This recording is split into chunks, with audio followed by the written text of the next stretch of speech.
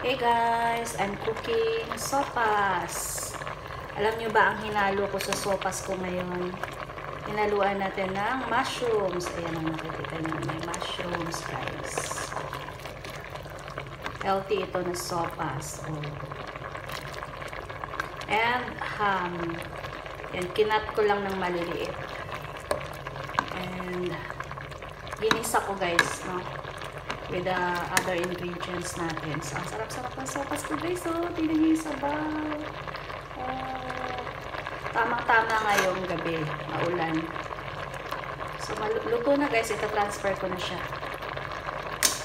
Tayong itlog na dyan na naluto kanina guys. Nalaga na natin. Lagyan natin ng ating sopas. O, sa mga mahilig ng sopas, shout out. Favorite ko talaga to guys.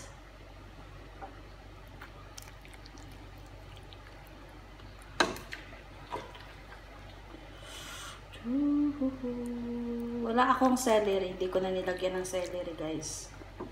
May gulay naman eh. Gaya nito. Gulay. So, lagyan natin ng sabaw. Pakain tayo guys. So creamy ng aking sopas guys. Oh. Unang subok guys sa inyo guys. Oh, para sa inyo. Ang sarap.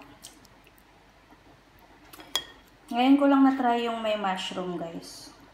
Madami kasi akong mushroom na natira. So hinalo ko na siya. So masarap pala.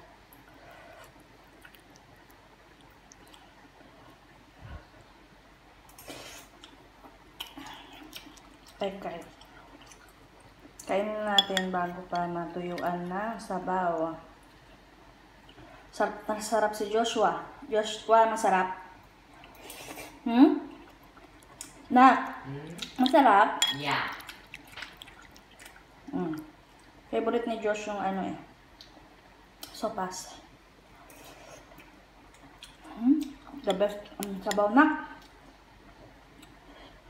Kahit walang celery guys, ang bango. Basta present lang talaga yung carrots, tapos yung ano mo, repolyo. And then, hinaluan ko siya ng ham. Ginisa ko muna bago ko hinalo sa ating ano, macaroni guys. Ang sarap ng pagkakaluto ko ngayon ah. At syempre, may chicken cubes siya.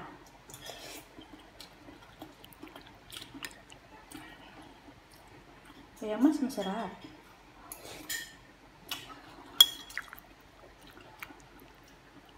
Allergy si Diyos sa manok kasi. Ako dun. Kaya limit ako sa manok. At kung hindi, magkakana tayo, kati-kati. Pag madalas sa manok.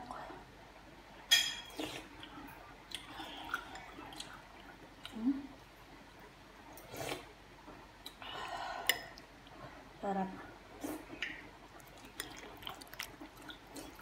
Fresh din yung egg ko guys. Oh.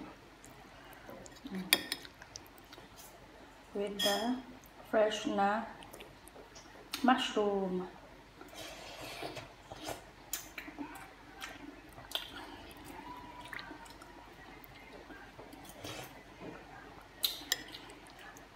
So, thanks for watching guys. Bye-bye.